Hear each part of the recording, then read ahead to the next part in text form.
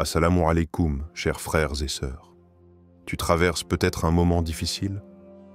Tu as l'impression que personne ne t'écoute. Ni tes proches, ni la vie, ni même le silence. Tu fais des efforts. Tu te lèves chaque matin avec l'espoir que ça ira mieux. Mais parfois, tu sens que tout s'écroule. Les larmes tombent la nuit et ton cœur crie sans que personne ne l'entende. Mais si je te disais qu'il existe un dua, une invocation particulière, que des gens comme toi, dans la douleur, dans le chaos, ont récité et ont vu leur vie se transformer. Des personnes écrasées par les dettes, tourmentées par l'anxiété, englouties par la solitude. Et un seul dua a été pour eux comme une lumière dans une pièce noire. Ce n'est pas un dua magique, ce n'est pas un sort. C'est un pont entre toi et Allah, un lien sacré. Une corde invisible que tu tires dans le silence et Allah, lui, entend. Tu sais, il y a une femme au Pakistan. Son fils était malade, alité depuis des mois. Aucun médecin ne comprenait. Un jour, elle a écouté ce dua chaque nuit, en pleurant. Elle répétait « Amin » à chaque mot. 2 semaines plus tard, son fils se lève, sourit, guérit. Et elle dit « Ce n'est pas le dua qui a changé ma vie, c'est Allah. Mais ce dua m'a ramené vers lui. » Parfois, tu n'as pas besoin de parler. Tu as juste besoin d'écouter, d'ouvrir ton cœur, d'avoir foi. Car Allah est plus proche de toi que ta propre respiration. Ce que tu vas entendre aujourd'hui n'est pas juste un dua. C'est une ouverture, une clé, une prière qui a déjà sauvé des gens et qui, Inch'Allah, pourrait aujourd'hui te sauver toi aussi. Écris « Amin » dans les commentaires si tu crois au pouvoir de ce dua. Et partage cette vidéo avec quelqu'un qui traverse une épreuve. Ce simple geste peut être sa lumière. Avant de commencer cette vidéo, n'oubliez pas de liker cette vidéo, car cela nous donne beaucoup de force pour continuer à partager du contenu bénéfique. Et je vous invite à vous abonner à notre chaîne et d'activer la cloche de notification pour rester informé de nos prochaines publications sur la foi islamique. Partagez-la avec vos proches et laissez un commentaire pour me dire ce que vous en pensez.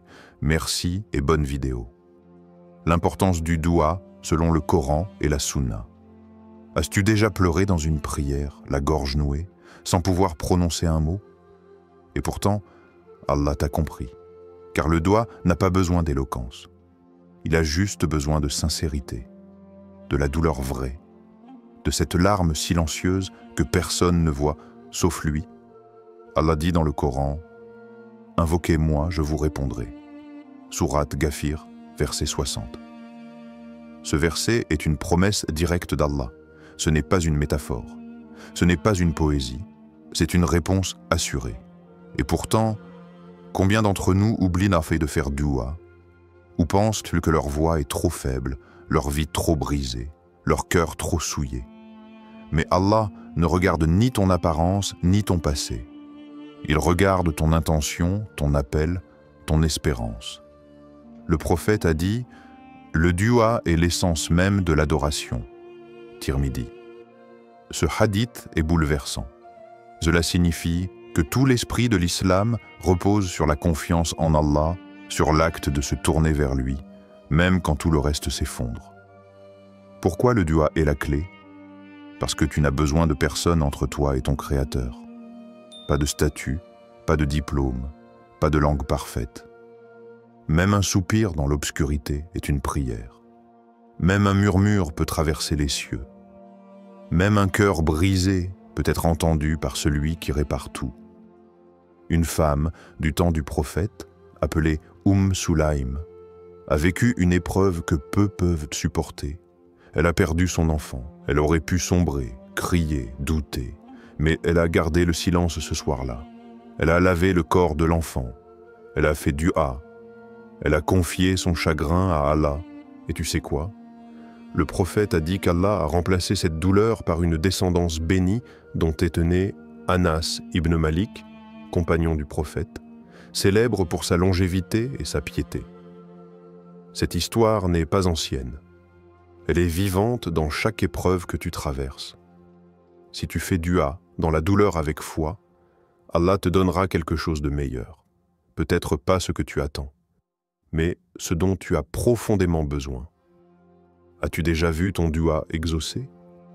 Raconte-nous dans les commentaires, cela peut inspirer un frère ou une sœur. Parce que parfois, le témoignage de ton miracle peut réveiller l'espoir chez celui qui regarde cette vidéo avec des larmes aux yeux. Un dua puissant à écouter avec explication. Il y a des mots qui guérissent plus fort que les médicaments. Il y a des phrases qui, prononcées avec sincérité, ouvrent les cieux. Ce dua en fait partie. Le prophète Muhammad l'a enseigné à ses compagnons lorsqu'ils étaient submergés par la peine, l'anxiété ou les injustices du monde. Le DUA complet. Allahumma inni a'udhu bika min al-hammi wal-hazani, wal-ajzi wal-kasali, wal-jubni wal-bukhli, wa dhala'id dayni wa ghalabatir rijal. Traduction. Ô Allah, je cherche refuge auprès de toi contre l'anxiété et la tristesse, l'incapacité et la paresse, la lâcheté et l'avarice, le poids des dettes et la domination des hommes. Explication, ligne par ligne. 1. Contre l'anxiété et la tristesse. C'est là où tout commence. L'anxiété est invisible, mais elle étouffe. La tristesse est silencieuse, mais elle consume. Quand tu dis ces mots, tu appelles Allah dans ton chaos mental. Et Allah t'écoute. Il entend même ce que ton cœur n'a pas su formuler. En 2024, une jeune sœur au Maroc a partagé que chaque nuit, elle écoutait ce dua en boucle avant de dormir. Elle l'a appris par cœur. Elle souffrait d'angoisse nocturne depuis 2 ans. 1 mois plus tard, elle témoignait « Je dors comme une enfant maintenant. Ce dua est ma paix. » 2. Contre l'incapacité et la paresse. Tu as déjà senti ton âme lourde? Tu veux avancer, mais ton corps te trahit. Tu rêves, mais tu restes figé. Ce passage est une demande de force, une guérison contre le fait de baisser les bras. Le prophète lui-même cherchait refuge contre ses 2 ennemis intérieurs. Car le croyant actif est aimé d'Allah. Ce dua donne l'énergie spirituelle d'agir même quand tu es au bord du vide. 3. Contre la lâcheté et l'avarice. Ici, tu demandes à Allah de t'éloigner de 2 poisons du cœur, la peur d'agir pour le bien et l'attachement excessif à ce monde. La lâcheté empêche de défendre la vérité. L'avarice empêche de donner, de s'ouvrir, d'aimer. Souviens-toi de Bilal ibn Rabah, radiyallahu anhu, torturé pour sa foi mais qui n'a jamais lâché Ahadun Ahad. Ce courage-là, c'est ce que nous demandons avec ces mots. 4. Contre le poids des dettes et la domination des hommes. Ce monde peut écraser les dettes, les humiliations, les pressions sociales, la peur du regard des autres. Mais Allah peut te libérer de tout cela, même sans que tu comprennes comment. En Turquie, une veuve avec 3 enfants récitait ce dua chaque matin. Un jour, un inconnu frappe à sa porte, lui tend une enveloppe. Dedans, de quoi effacer ses dettes. Aucun nom, aucune demande. Elle a juste dit « Ce n'est pas un homme qui m'a aidé, c'est mon Seigneur ». Ce dua est un bouclier, un refuge. Et ce n'est pas un hasard si le prophète l'a transmis à ceux qu'il aimait le plus, pour les protéger contre les épreuves internes et externes. Ce dua, tu ne dois pas seulement l'écouter, tu dois le vivre, le ressentir, le déposer dans ton cœur comme on sème une graine. Mets ce dua en commentaire pour l'ancrer dans ton cœur. Et si tu le connais déjà, partage comment il t'a aidé. Ce que tu écris pourrait être un remède pour quelqu'un qui lit en silence et souffre sans le dire. Témoignage contemporain réel. Il y a des histoires qui bouleversent, non parce qu'elles sont spectaculaires, mais parce qu'elles sont vraies. Ce que tu vas entendre ici, ce ne sont pas des légendes anciennes, mais des vies d'aujourd'hui, des frères et sœurs comme toi, qui ont récité ce dua avec sincérité et ont vu Allah agir. Témoignage numéro 1. Samira, une mère au Maroc. Samira vivait à Casablanca. 2 enfants, un mari absent, un loyer en retard. Elle travaillait comme réceptionniste dans un petit hôtel jusqu'à ce que la crise économique la frappe de plein fouet, licenciée. Elle raconte « Je priais déjà, mais je me suis mise à dire ce dua chaque matin, juste après le fajr, les larmes aux yeux. Ô Allah, éloigne de moi le stress, les dettes, la peur des hommes. » Je ne savais pas où aller. 3 mois plus tard, alors qu'elle avait presque abandonné, elle reçoit un appel d'un ancien client. Une entreprise française avait besoin d'une assistante à distance. Le poste était en télétravail, avec un bon salaire, et elle pouvait rester près de ses enfants. Samira termine son témoignage avec ces mots « Allah m'a ouvert une porte que je ne voyais même pas. Ce dua, c'est un miracle en syllabes. » Témoignage numéro 2. Adam, un réfugié syrien en Allemagne. Adam a fui Alep. Il a traversé la mer, dormi dans des camps et fini dans un centre en Allemagne. Pas de papier, pas d'emploi, juste l'angoisse et des dettes auprès de proches qui l'avaient aidé à fuir. Je me sentais comme écrasé. Chaque jour, j'avais peur qu'on me renvoie. Je ne pouvais même pas dormir. Alors je me suis souvenu du dua que ma mère récitait en Syrie. Celui contre la tristesse, la dette, la peur. Il commence à réciter ce dua chaque soir, en larmes, avec sincérité. 3 semaines plus tard, la mairie l'appelle. Sa demande de résidence temporaire est acceptée. Une ONG lui propose même un petit studio pour se loger dignement. Je n'ai pas les mots, je pensais que ma vie était finie. Mais Allah m'a répondu, à travers ce dua.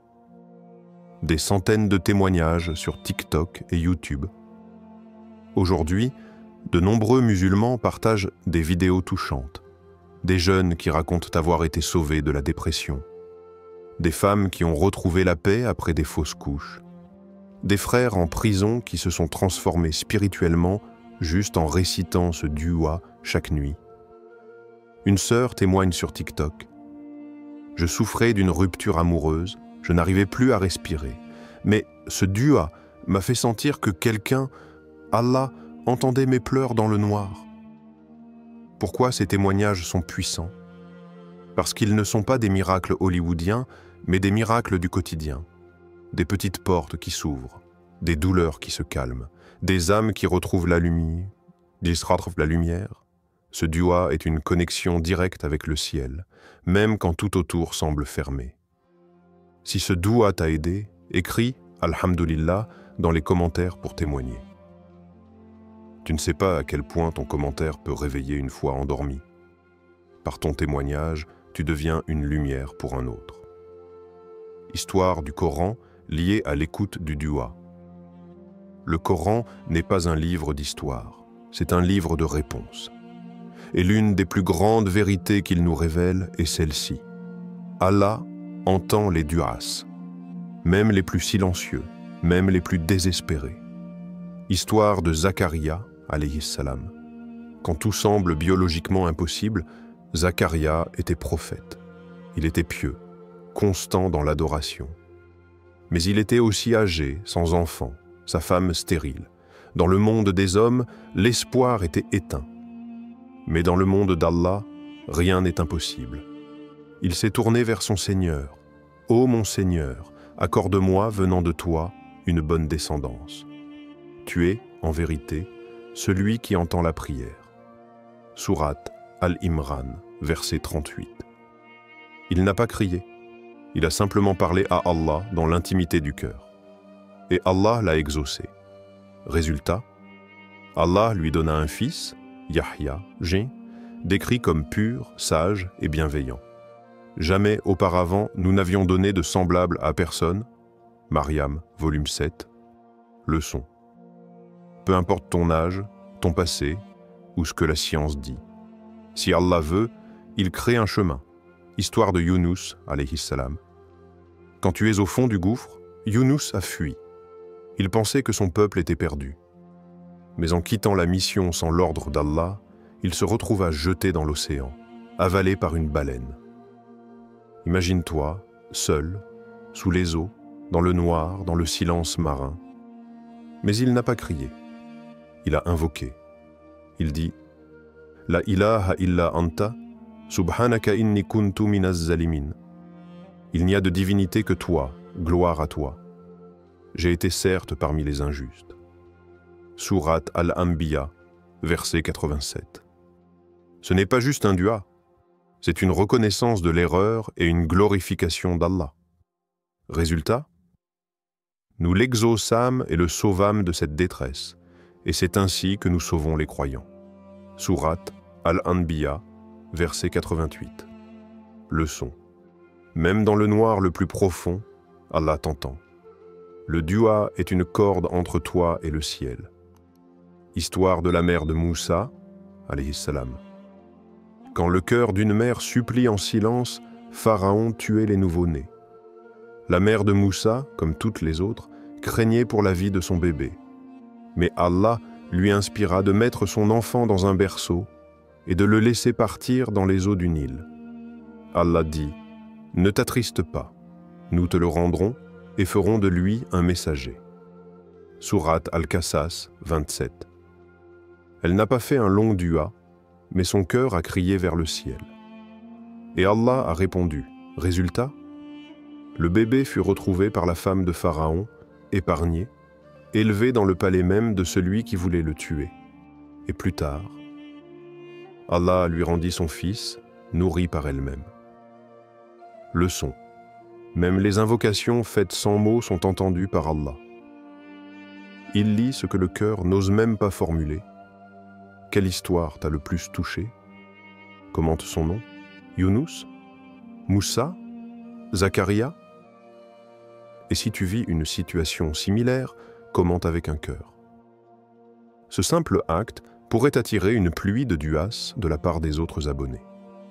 Comment réciter, quand l'écouter et que ressentir? Tu veux que ce dua devienne une lumière dans ton quotidien? Alors laisse-moi te guider, pas à pas. Le meilleur moment?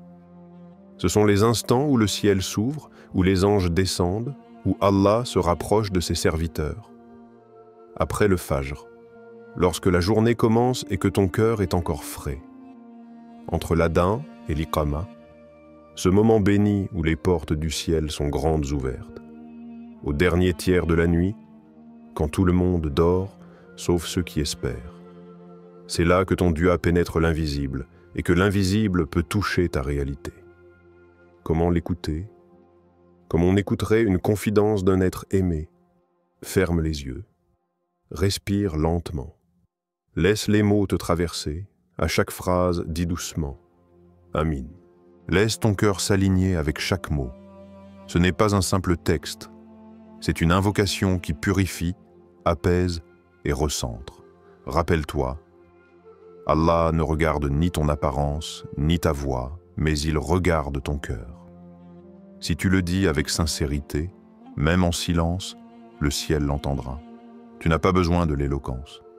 Tu as juste besoin de vérité en toi. L'effet de l'écoute répétée, c'est comme une thérapie céleste. Chaque récitation rééduque ton âme à l'espoir, à la confiance, à la patience. Un jour tu pleureras, un autre jour tu souriras, mais chaque jour, ton cœur se rapprochera de celui qui n'abandonne jamais. Mets un rappel chaque jour pour écouter ce dua et partage-le à un frère ou une sœur qui a besoin d'espoir. Une simple écoute peut sauver un cœur perdu dans l'obscurité. Appel à l'action spirituelle et conclusion. Tu as entendu ce dua.